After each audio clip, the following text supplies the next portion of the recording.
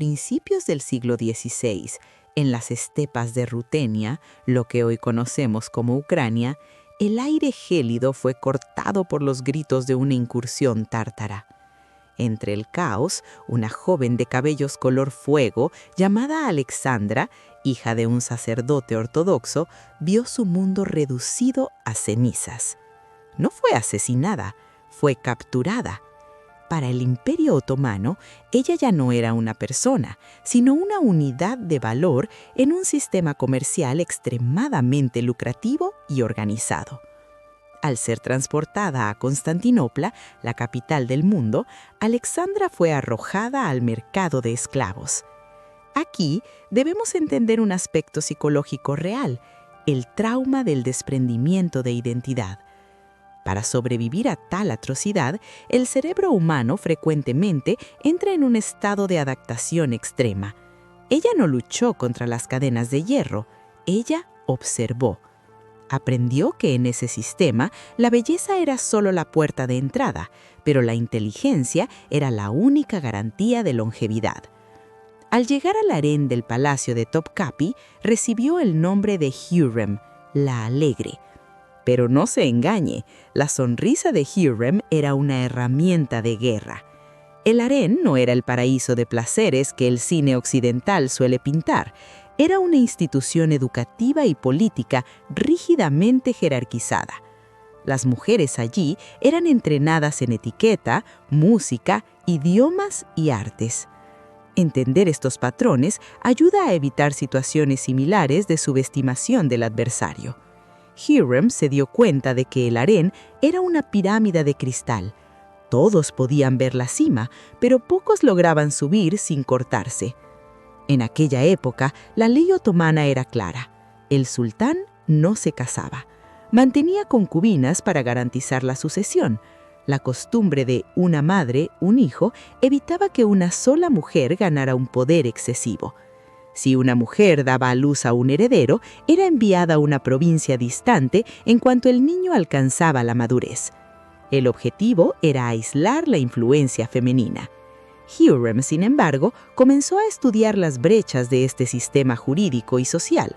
Notó que el sultán Sulaimán, el Magnífico, a pesar de ser el hombre más poderoso de la tierra, era un hombre profundamente solitario en su posición. La estrategia de Hürrem fue la conexión intelectual. Mientras otras buscaban solo el favor físico, ella buscaba el oído. A medida que Hürrem ganaba espacio en el corazón de Suleimán, el juego político se volvía mortal. El Imperio Otomano funcionaba bajo la sombra del fratricidio. Era una ley no escrita, pero practicada. Para evitar guerras civiles, cuando un nuevo sultán subía al trono, tenía el derecho legal de ejecutar a todos sus hermanos. Imagine la presión psicológica sobre una madre en el harén. Cada cuna era una potencial sentencia de muerte. Hürrem entendió que, para proteger a sus hijos, necesitaba algo sin precedentes. Necesitaba ser la primera esposa legítima en siglos. Para ello, utilizó una maniobra que hoy los analistas políticos llamarían pivotaje de estatus. Pidió a Suleimán ser liberada para poder realizar actos de caridad, ya que en el Islam una esclava no podía recibir el mérito religioso de la misma forma que una mujer libre.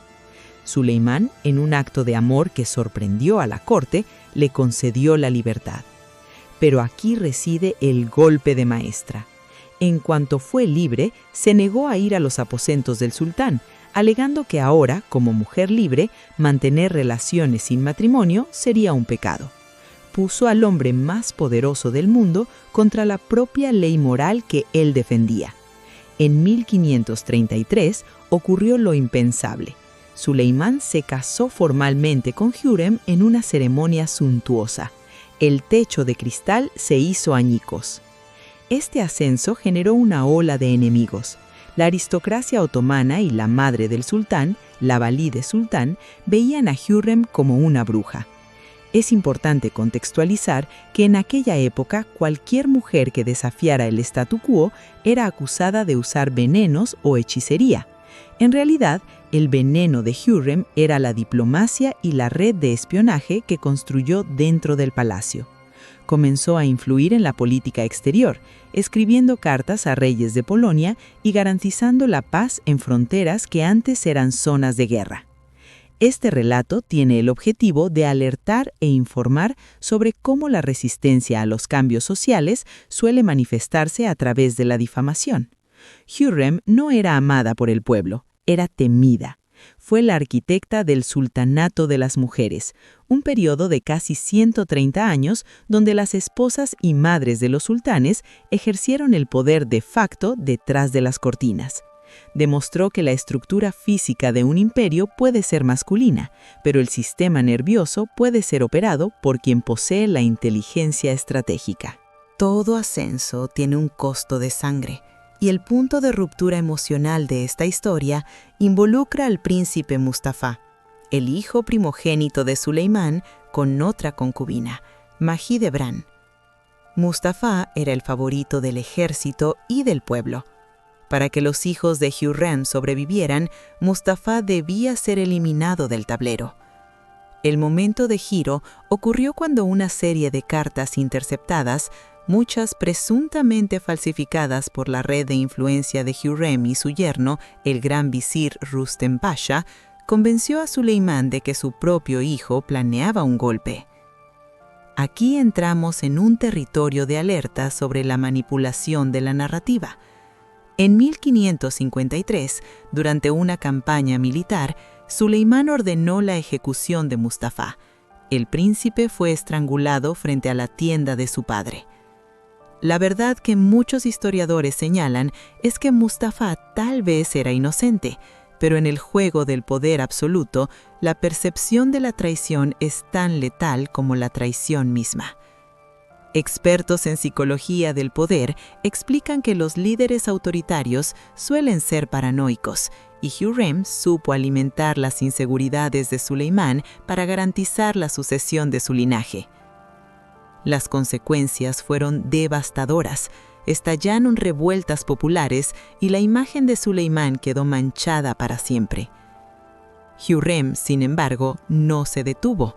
Usó su riqueza para construir complejos que incluían mezquitas, escuelas, fuentes y hospitales para mujeres. Este es un patrón real de figuras históricas controvertidas, la filantropía como forma de legado y limpieza de imagen. Sabía que la historia la escriben los vencedores y estaba decidida a vencer. Cambió la arquitectura de Constantinopla, aportando un toque de sensibilidad y cuidado social que el imperio rara vez veía. Lo que los espectadores deben aprender aquí es que el poder nunca se ejerce en el vacío. Cada decisión de Hürrem para proteger a su familia tuvo un efecto dominó que alteró el destino de millones de personas. La lección clara y explícita es que la ambición, cuando se mezcla con la necesidad de supervivencia, puede llevar a actos de extrema crueldad y extrema grandeza simultáneamente. Hürrem Sultán falleció en 1558 antes de ver a su hijo Selim subir al trono.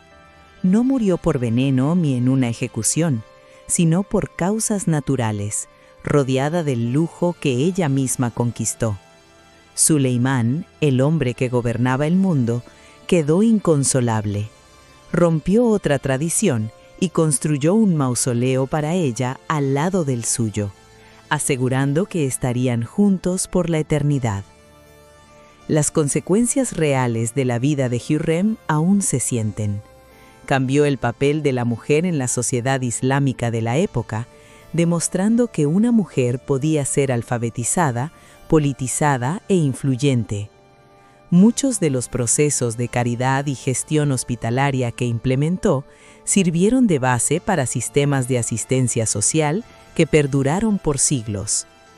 Por otro lado, el sistema de sucesión que ella ayudó a desestabilizar llevó a un declive gradual del ímpetu militar del imperio, ya que los futuros sultanes pasaron a ser criados en el aislamiento del harén, sin experiencia de mundo.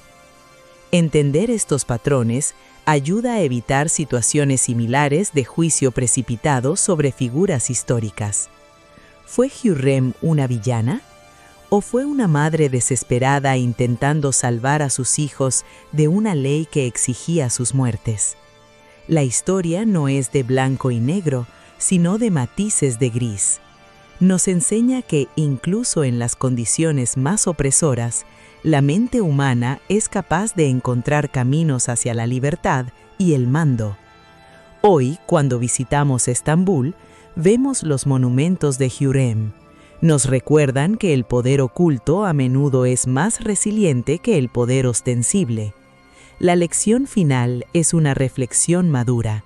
La verdadera fuerza no reside en la espada, sino en la capacidad de entender el sistema en el que estás inserto y tener el valor de reescribir las reglas. Que este viaje por el Imperio Otomano sirva de alerta sobre cómo la política y la supervivencia van de la mano. No ignore las señales de inteligencia a su alrededor y nunca subestime a quien no tiene nada que perder, pues son ellos quienes suelen cambiar el curso de la historia.